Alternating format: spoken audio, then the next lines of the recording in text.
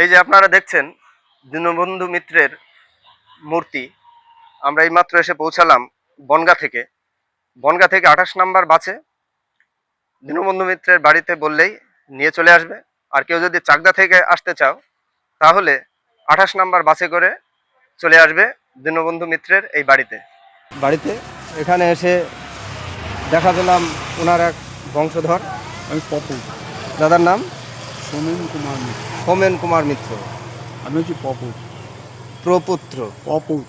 পপুত্র বয়ৌকার তৈরকার।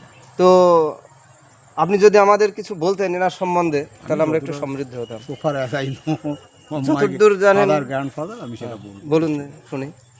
কি বিষয়ে জানতে চাইছেন? তো ওনার বাল্যবেলা বা উনি কি কর্মসূত্রে কি করতেন? উনি তো নাট্যকার ছিলেন জানি। নাট্যকার অ্যাকচুয়ালি ছিলেন না, উনি অনেক মেটাই লেখেন। উনি অ্যাকচুয়ালি পোস্টাল সুপারিনটেন্ডেন্ট ছিলেন। Postal superintendent. পোস্টিংটা কোথায় ছিল? তাহলে জানা যায় তেনার পিতার নাম ছিল কালাচাঁদ মিত্র।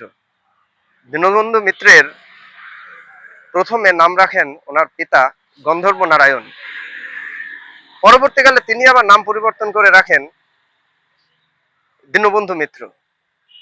তো যাই হোক, pen is mightier than sword, ইবি লিটনের সে বিখ্যাত উক্তি তিনি ওই নাটকে দেখাতে চেয়েছিলেন যে লেখনী শক্তি মানুষের পেশি শক্তির থেকে কতটা বলশালী, যেটা দীনবন্ধু মিত্র 1860 সালে তার অন্যতম নাটক নীল দর্পণ, ঢাকা অধুনা যেটা বাংলাদেশের রাজধানী, সেখানে তিনি এটা প্রকাশ করেন। তারপর থেকে লুকিয়ে চুরিয়ে খুবই সন্তর্পণে নাটকটা বাংলার বিভিন্ন জায়গায় মঞ্চস্থ হতে লাগলো। চাষিদেরকে সংঘবদ্ধ করতে লাগলো যাতে করে এই নীল চাষের বিরুদ্ধে সবাই রুখে দাঁড়ায়। কিন্তু বাংলার সাহেব তথা ইস্ট ইন্ডিয়া কোম্পানি সেটাতে কর্ণপাত করলো না। নাটক চলে গেল রানী ভিক্টোরিয়ার দরবারে, সেখানে গিয়ে মঞ্চস্থ হলো। রানী ভিক্টোরিয়া দেখে বুঝলেন যে ভারতবর্ষের ইস্ট ইন্ডিয়া কোম্পানি তথা বাংলায় যারা ছিলেন তারা কতটা দমন পীড়ন নীতির মধ্য দিয়ে চাষিদের বাধ্য করাতেন নীল চাষ করতে।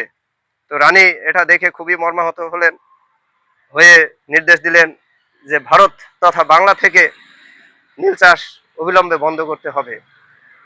তো বন্ধ হয়ে গেল। শত শত বিপ্লবীরা প্রাণ দিল, ইংরেজদের বিরুদ্ধে সংগ্রাম করলো, কিছুই কাজ হলো না। শুধুমাত্র একটা নাটক যেটা সারা পৃথিবীতে সাড়া ফেলে দিল। তেমনি আমরা যদি ইতিহাস ঘাঁটি তাহলে pen is mightier than sword কথাটা কতটা যুক্তিযুক্ত সেটা